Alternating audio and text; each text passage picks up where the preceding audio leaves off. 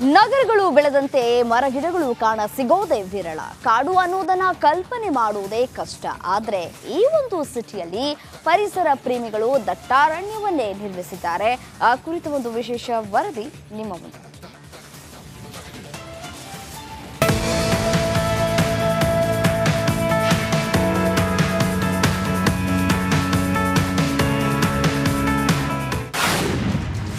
ಮಂಗಳೂರಲ್ಲಿ ಮಾನವ ನಿರ್ಮಿತ ದಟ್ಟಾರಣ್ಯ.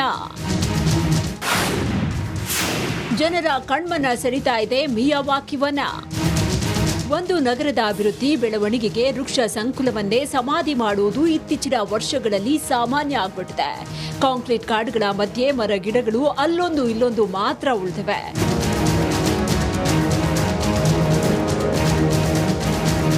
ಆದರೆ ಮಂಗಳೂರಿನ ನಗರದಲ್ಲಿ ಮಾನವ ನಿರ್ಮಿತ ಕಾಡು ಗಮನ ಸೆಳೀತಾ ಇದೆ. ಅದುವೇ ಮಿಯಾವಾಕಿ ವನ. ಅಲ್ಪ ಜಾಗದಲ್ಲೇ ಅಪಾರ ಮರಗಳನ್ನ ಬೆಳೆಯುವ ಜಪಾನಿನ ಜನಪ್ರಿಯ ವಿಶಿಷ್ಟ ಪರಿಕಲ್ಪನೆ ಇದು.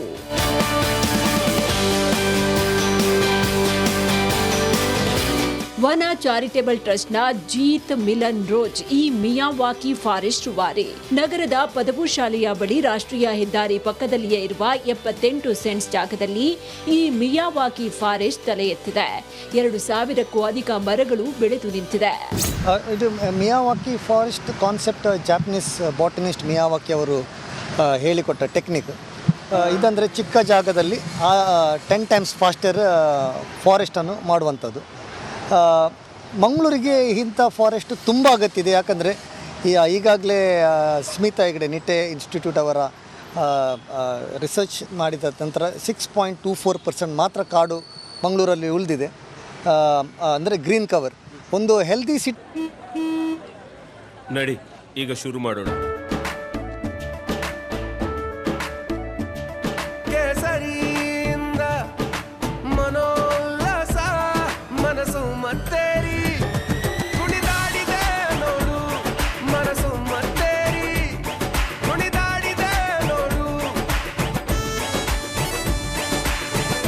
ಕ್ಷಣ ಕ್ಷಣವೂ ಆಚರಿಸಿ ಕೇಸರಿ ಹಬ್ಬ. ವಿಮಲ್ ಬಾಯಲ್ಲಿ ಹೇಳಿ ಕೇಸರಿ. ಇರಬೇಕಾದ್ರೆ ಒಂದು 33% ಕಾಡು ಇರಬೇಕು. ಪಶ್ಚಿಮ ಘಟ್ಟದಲ್ಲಿ ಕಾಣಸಿಗುವ ಕಾಡು ಮಾವು, ನೊರೆಕಾಯಿ, ಸೀತಾ ಅಶೋಕ, ಮಹಾಗನಿ, ಶ್ರೀಗಂಧ, ಅಂಟ್ವಾಳ, ನೇರಳೆ ಹೀಗೆ ನೂರಾರು ಪ್ರಭೇದದ ಮರಗಳು ಇಲ್ಲಿವೆ. ನಗರದ ಅಪಾರ್ಟ್ಮೆಂಟ್ಗಳ ಹಸಿ ತ್ಯಾಜ್ಯವನ್ನ ಗೊಬ್ಬರವಾಗಿ ಬಳಸಲಾಗುತ್ತೆ. ಪರಿಸರ ಪ್ರೇಮಿಗಳು ಮರವನ್ನ ಮಗುವಿನಂತೆ ಆರೈಕೆ ಮಾಡ್ತಿದ್ದಾರೆ.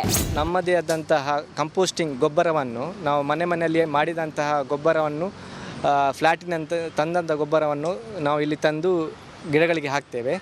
ಮತ್ತು ನೀರನ್ನು ಡೈಲಿ ನೀರು ಕೊಡ್ತೇವೆ. ಬೇಸಿಗೆ ಕಾಲದಲ್ಲಿ ಡೈಲಿ ನಾವು ಇಲ್ಲಿ ಸ್ಪ್ರಿಂಕ್ಲರನ್ನು ಹಾಕಿದ್ದೇವೆ.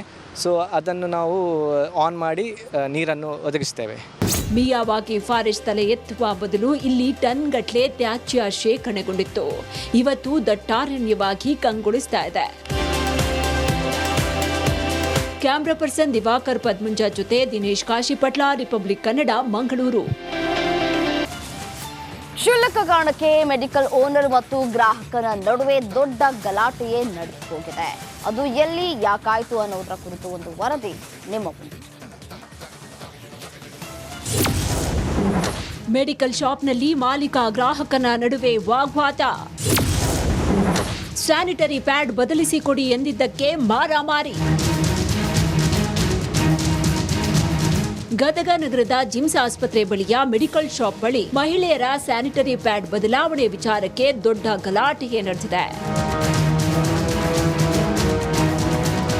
ನೀಲಕಂಠ ಮಾಳಗಿಮನಿ ಎಂಬ ವ್ಯಕ್ತಿ ಸ್ಯಾನಿಟರಿ ಪ್ಯಾಡ್ ಖರೀದಿ ಮಾಡಿ ಕೆಲವೇ ನಿಮಿಷದಲ್ಲಿ ರೀಪ್ಲೇಸ್ ಮಾಡಿಕೊಡಿ ಅಂತ ಮೆಡಿಕಲ್ ಶಾಪ್ಗೆ ವಾಪಸ್ ಬಂದು ಕೇಳಿದ್ದಾರೆ. ಆದ್ರೆ ನಾವು ಕೊಟ್ಟ ಸ್ಯಾನಿಟರಿ ಪ್ಯಾಡ್ ಪ್ಯಾಕೆಟ್ ಓಪನ್ ಮಾಡಿದಿರಿ, ಆದ್ರಿಂದ ಇದನ್ನ ಬದಲಿಸೋದಕ್ಕೆ ಸಾಧ್ಯ ಇಲ್ಲ ಅಂತ ಮೆಡಿಕಲ್ ಶಾಪ್ ಸಿಬ್ಬಂದಿ ಭೀಮನಗೌಡ ದಾನಪ್ಪ ಗೌಡರ್ ಹೇಳಿದ್ದಾರೆ. ಇದಕ್ಕೆ ಒಪ್ಪದೇ ಇದ್ದಾಗ ಇಬ್ಬರ ನಡುವೆಯೂ ವಾಗ್ವಾದ ನಡೆದಿದೆ. ನಮ್ಮ ಅಂಗಡಿಯಲ್ಲಿ ಕೆಲಸ ಮಾಡ್ತಕ್ಕಂಥ ಹುಡುಗರ ಮೇಲೆ ಮಹಿಳೆಯರ ಮೇಲೆ ಅವಾಚ್ಯ ಶಬ್ದಗಳಿಂದ ನಿಂದಿಸಿ ಬಡೆದು ಕೌಂಟರ್ ಮೇಲೆ ಹತ್ತಿ ಬಡೆದು ಹುಡುಗರಿಗೆ ಆ ಕತ್ತರಿಯಿಂದ ತಿರುವುದು ಎಲ್ಲ ಭಯಂಕರ ಗಲಾಟೆ ಮಾಡಿದ್ದಾರೆ. ಅದನ್ನೆಲ್ಲ ವಿಡಿಯೋ ವಿಜುವಲ್ಸ್ ನಾನು ನಿಮ್ಗೆ ಕೊಟ್ಟಿದ್ದೀನಿ. ತಕ್ಷಣ ನಾನು ಈ ಅಂಗಡಿಯಲ್ಲಿದ್ದಂಥ ನಮ್ಮ ಬ್ರದರನ್ನು ಫೋನ್ ಮಾಡಿದ ತಕ್ಷಣ ನಾನು ಪೊಲೀಸ್ ಡಿಪಾರ್ಟ್ಮೆಂಟಿಗೆ ರಿಕ್ವೆಸ್ಟ್ ಮಾಡಿಕೊಂಡೆ. SP ಅವರು ಇಮಿಡಿಯೇಟಾಗಿ ಗದಗ ರೂರಲ್ CP ಅವರು ಕಳಿಸಿದರು. ಇನ್ನು ಈ ಘಟನೆ ಬಗ್ಗೆ ತೀವ್ರವಾಗಿ ಖಂಡಿಸಿರುವ ಗದಗ ಜಿಲ್ಲಾ ಔಷಧಿ ವ್ಯಾಪಾರಸ್ಥರ ಸಂಘ, ಈ ರೀತಿ ವ್ಯಾಪಾರಸ್ಥರ ಮೇಲೆ ಆಗ್ತಿರುವ ಹಲ್ಲೆ ಇದೇ ಮೊದಲೇನಲ್ಲ, ಹಲವು ಬಾರಿ ವ್ಯಾಪಾರಸ್ಥರ ಮೇಲೆ ಹಲ್ಲೆಯಾಗಿದೆ ಅಂತ ಆರೋಪ ಮಾಡಿದ್ದಾರೆ. ನಮ್ಮ ಅಂಗಡಿಯಲ್ಲಿರ್ತಕ್ಕಂಥ ಯೂಸಲ್ ನೋಡಿ ಅವ್ರ ಮೇಲೆ ಆ್ಯಕ್ಷನ್ ತಗೊಂಡಂತ ನಮ್ಮ ಹುಡುಗರು ಹೇಳಿದ್ದಾರೆ. ಅವರು ನದಾಬ್ CP ಅವರು ಅಲ್ಲಿದ್ದಂಥ ನಮ್ಮ ಹುಡುಗನ ಮೇಲೆ ನಿನಗೆ ಔಷಧ ಅಂಗಡಿ ಇಲ್ಲಿ ಹಾಕಲಿಕ್ಕೆ ಬರಲ್ಲ, ನಿನ್ನ ಲೈಸೆನ್ಸ್ ಕ್ಯಾನ್ಸಲ್ ಮಾಡಿಸ್ತೀನಿ, ಈ ಥರ ಉಲ್ಟಾ ನಮ್ಮ ಮೇಲೇ ಶ್ರೀಯುತ ಗದಗ ರೂರಲ್ CP ಅವರು ನಮ್ಮ ಹುಡುಗನ ಮೇಲೆ ಸ್ವಲ್ಪ ನಿಂದನೆ ಮಾಡಿದ್ದಾರೆ. ಕ್ಷುಲ್ಲಕ ಕಾರಣಕ್ಕಾಗಿ ಆರಂಭ ಆದ ಗಲಾಟೆ ಇಡೀ ಜಿಮ್ಸ್ ಆಸ್ಪತ್ರೆಯ ಆವರಣದಲ್ಲಿ ಭಯದ ವಾತಾವರಣ ನಿರ್ಮಾಣ ಮಾಡಿದೆ. 130 ರೂಪಾಯಿಯ ಸ್ಯಾನಿಟರಿ ಪ್ಯಾಡ್ ವಿಚಾರ ಪೊಲೀಸ್ ಠಾಣೆ ಮೆಟ್ಟಿಲೇರಿದೆ. ಇಬ್ಬರು ದೂರು ಪ್ರತಿ ದೂರು ದಾಖಲಿಸಿದ್ದು ಪೊಲೀಸರು ತನಿಖೆ ನಡೆಸುತ್ತಿದ್ದಾರೆ.